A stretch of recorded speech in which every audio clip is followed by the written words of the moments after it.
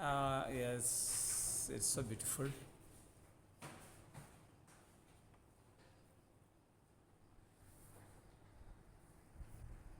There is a paddy field over there.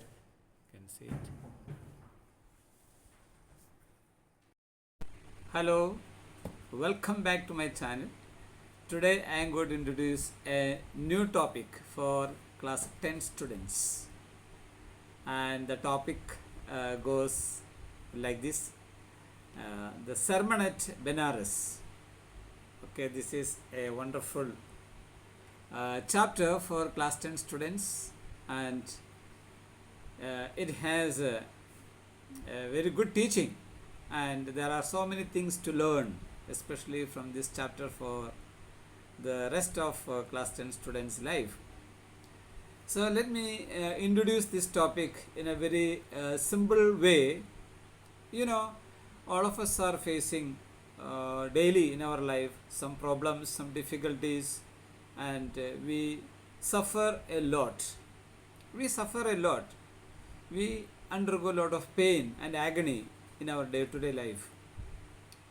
Whether it be intentional or unintentional, we are always exposed to pain and agony, tribulations, so many problems we face, and we don't find meaning in any of these problems. We don't find any ending for these problems, but we, as long as we are on this earth, we are living beings, we will have to go through so many problems in our day-to-day life. And so we need to come to a point where we have to say that it is a real problem. So through this chapter, the sermon at Benares, the writer is trying to show the realistic situation of human life. What is this realistic situation? The realistic situation of human life is that we suffer a lot. Human as we are suffering a lot. We undergo a lot of pain, and we are not ready to accept this pain, suffering, human agony, the troubles and difficulties. We find very difficult to accept. There is a word that we are using, very difficult to accept. So acceptance is there, but there is also a difficult part. That means somebody has to make us understand that this is unavoidable. Suffering is a part and parcel of our life, and somebody has to forcefully make us to accept it, because we are finding very difficult to accept. So the word I use, difficult, not easy. So we need to find the situations like this in our day-to-day life. So what are those situations? We are finding very difficult to give up certain attachments. So here in this particular chapter we will hear about attachment and detachment. Those who are well versed in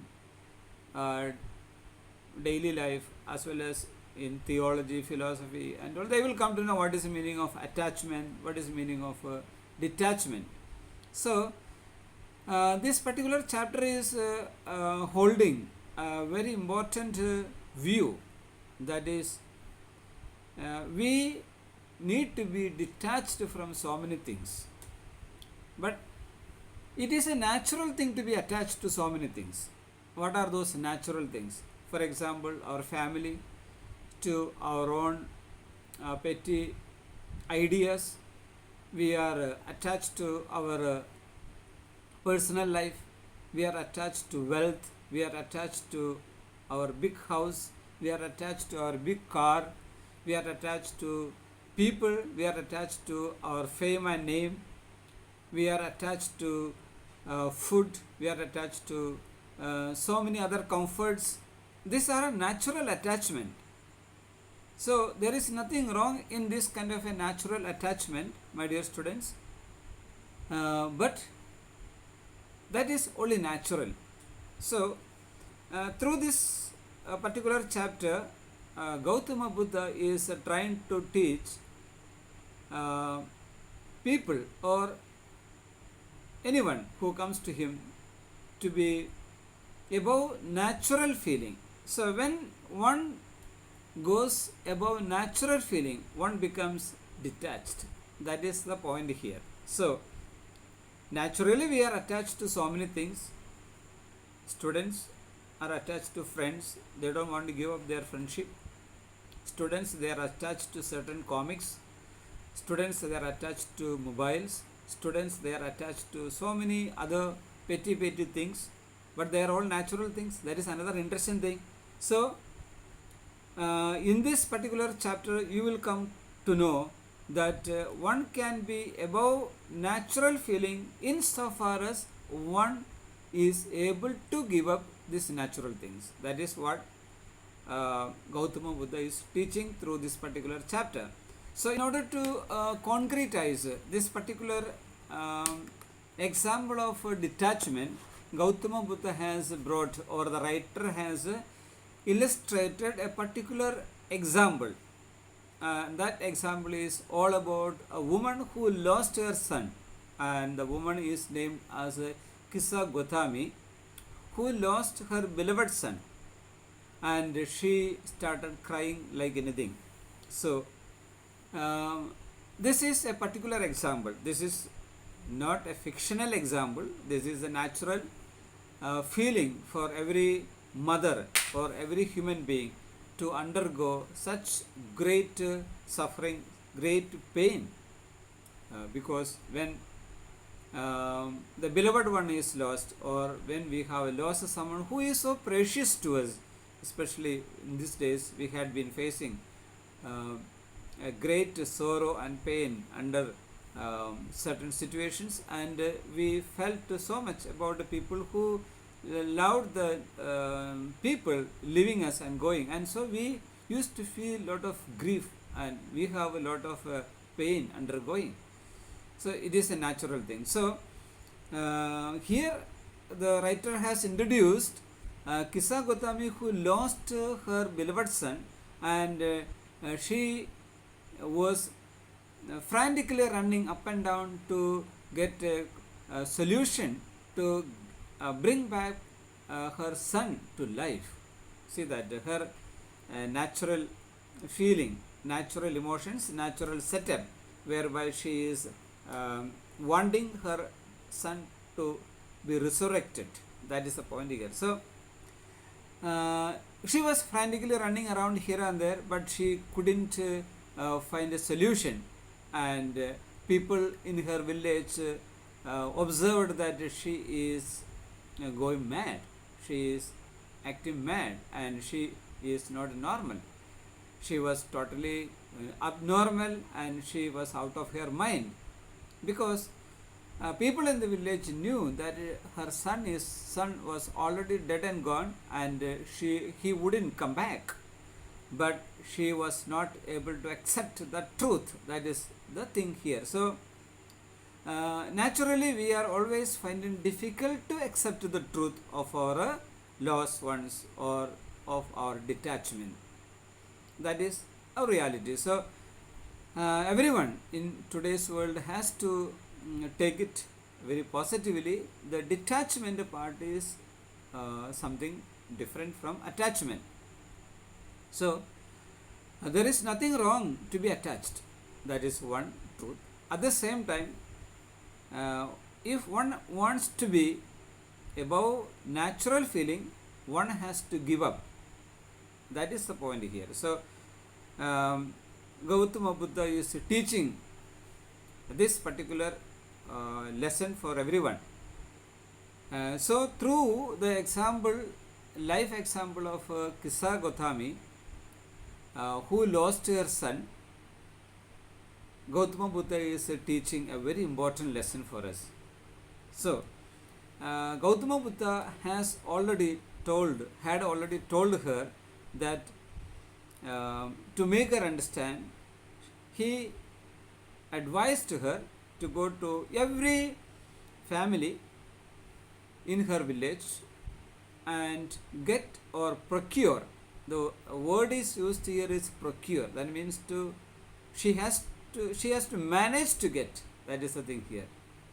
Not simply buying, simply getting it. She has to work hard to get it. That means he gave her a command. Go to every family in your village, get mustard seed from the house in which or from which there are no people lost their life. That means she had to find a house from which no one has lost their life, no one has lost any family member, etc. That means that mustard seed must be pure.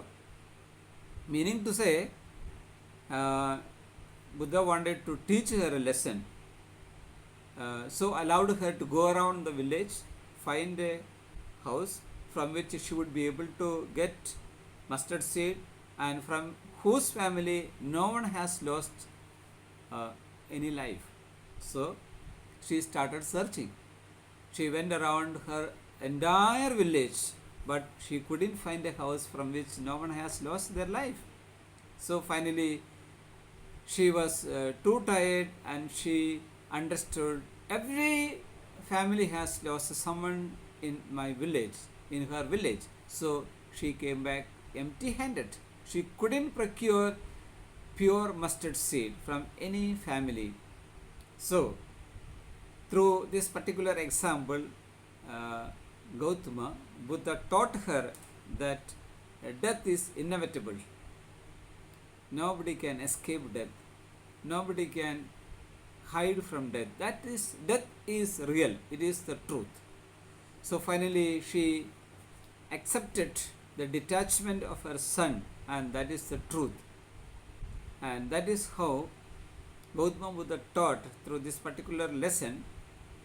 The sermon at Benares he gave, through which he taught every human being that death is inevitable.